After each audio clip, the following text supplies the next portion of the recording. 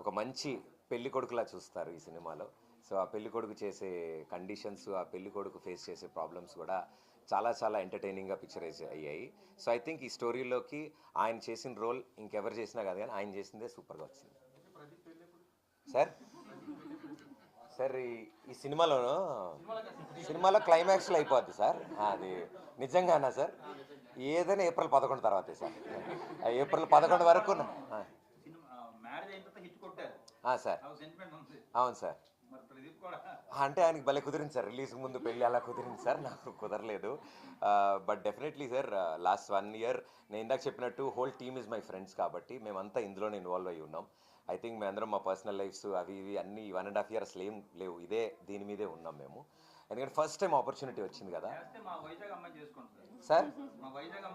అలా కుదరకపోయినా ఆవిడ వైజాగ్ తీసుకొచ్చి చేసుకుంటాను. అవునండి. ఉందండి. ఎందుకంటే ఆ ఊరికి రాజకుమారి దీపిక గారు.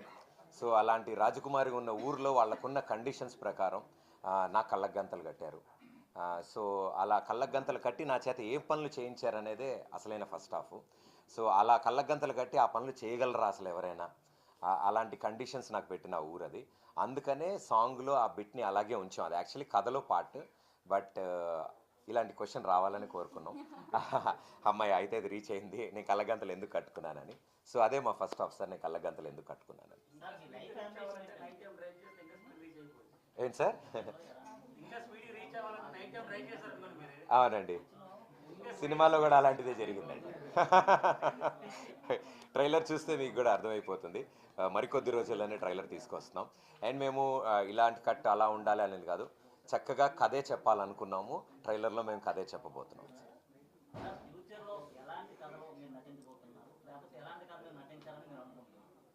సార్ డెఫినెట్లీ ఆపర్చునిటీ వస్తే ఎప్పుడు ఎంటర్టైనర్ సినిమాలే చేయాలని నేను అనుకుంటున్నాను.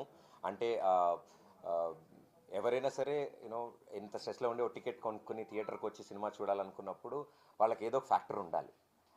సో నేను వాళ్ళని ఎంటర్టైన్ చేస్తానని నమ్మితే, అంటే ఇంట్లోని లేడీస్ కానీ, అత్తలు, పిన్నిలు, బాబాయిలు, అంకుళ్ళు, ఆంటీలు అందరూ ఓకే మన ప్రదీప్ సినిమా వచ్చి మన ఇంట్లో అబ్బాయి కామెడీ మాకు ఇష్టము, మేము అతని సినిమా చూద్దామని ముందుకు వచ్చినప్పుడు థియేటర్లో వాళ్ళకి అదే ఇవ్వాలనుకున్నాను. అందుకే ఎంటర్టైనింగ్ సబ్జెక్ట్స్ ఏం వచ్చినా తీసుకుందాం అనుకున్నాను. టీవీ షోలో మీరు on the screen on the spot మీరు కొన్ని ఇంప్రవైజ్ చేసి డైలాగ్ చెప్పేస్తుంటారు, మీ టైమింగ్ బాగుంటుంది. మరి అది దీనికి ప్లస్ అయిందంటారా? మీ డైరెక్ట్గా మీకు క్లాష్ వచ్చిందంటారా? లేదు సార్, అలాంటి క్లాషెస్ ఏం లేవు. అలా ఏం లేదు సార్.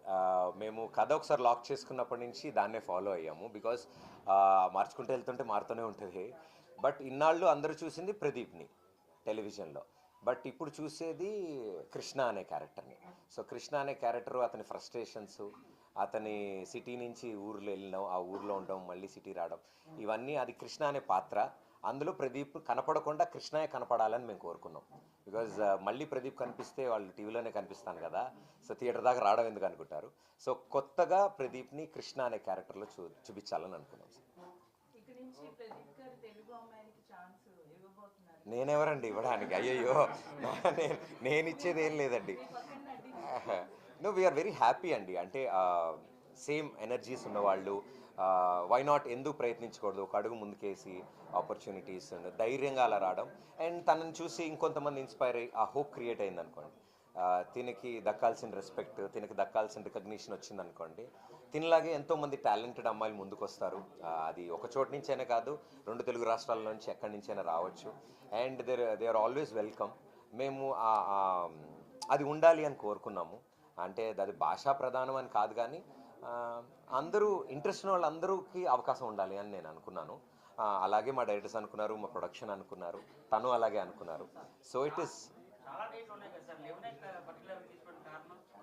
అంటే మైత్రి మూవీ మేకర్స్ వాళ్ళు అక్కడ 11th నుంచి 20 వరకు కొంచెం హాలిడేస్ ఇంకా ఎక్కువ ఉన్నాయి జనరల్ కూడా.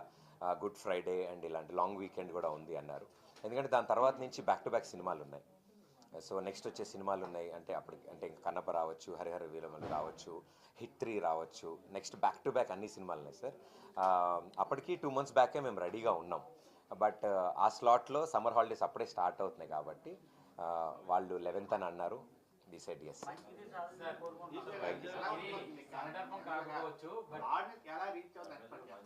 సో నా క్యారెక్టర్ చాలా ఒక మంచి పల్లెటూరు అమ్మాయి అండి, అండ్ చాలా ప్యాంపర్డ్ అమ్మాయి.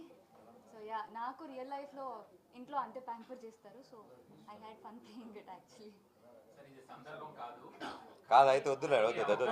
అమ్మో సందర్భం కాదంటే నాకు ప్రస్తుతం 2 తెలుగు రాష్ట్రాలని కుదిపేస్తున్నటువంటి బెట్టింగ్ యాప్స్ ఏవైతే ఉన్నాయో వాటి గురించి మీరు ఏమనుకుంటున్నారు, అసలు ఏం చెప్పాలనుకుంటున్నారు? అటు ఆడియన్స్ కానివ్వండి లేదా యువత కానివ్వండి, మీ నుంచి ఓ మంచి సందేశం, ఓ మంచి సబ్జెక్ట్. సార్ ఆల్రెడీ పెద్దవాళ్ళు అందరూ చెప్తున్నారు, అందరు దాని గురించి మాట్లాడుతున్నారు. వాట్ ఎవర్ పెద్దవాళ్ళు చెప్తున్నారో అది కరెక్టే. అండ్ ఇప్పుడు ప్రస్తుతం ఉన్నది అంటే ఈ ఈ ప్రమోషన్స్ మొదలు పెట్టాము, గత 10 రోజులుగా ఊర్లన్నీ తిరుగుతున్నాము, అందరినీ కలుస్తున్నాము. సో కంప్లీట్లీ నాలెడ్జ్ లేదు నాకు ఆ సబ్జెక్ట్లో ఏం జరుగుతుంది ఎగ్జాక్ట్లీ అని. సో డెఫినెట్లీ నాకు దాని గురించి పూర్తి ఇన్ఫర్మేషన్ వచ్చినప్పుడు నేను కూడా కరెక్ట్ మెసేజ్ ఇవ్వగలుగుతాను. But whatever is happening దానివల్ల ఇతరులకు ఇబ్బంది కలుగుతుంది అని తెలిసినప్పుడు అది ఇబ్బంది కలగకుండా చేయడమే ఇంపార్టెంట్ అండి నేను బిలీవ్ చేసేది. దానివల్ల దేనివల్లైనా ఒకళ్ళకి మన వల్ల ఇంకొకళ్ళకి ఇబ్బంది కలుగుతుంది అంటే అది అక్కడితో ఆపడం ఉత్తమం అని నా ఉద్దేశం. సేమ్ అండి, అంటే అవేర్నెస్ వచ్చాక I think everybody should take a stand. ఇది ఇబ్బంది అని తెలిసినప్పుడు ఆపేయాలి. సో యా, ముందు చేసిందంతా అయితే realise and stop it for everybody. Madam మీరు ఏది అడుగుతారు సార్? నాకు చాలాసార్లు ఇష్టం సార్. అంటే చిన్నప్పటి నుంచి హాలిడేస్ ఉన్నప్పుడు మాత్రం వైజాగ్ వచ్చాను నేను. ఇలాంటిది ప్రొఫెషనల్ లైఫ్లో వర్క్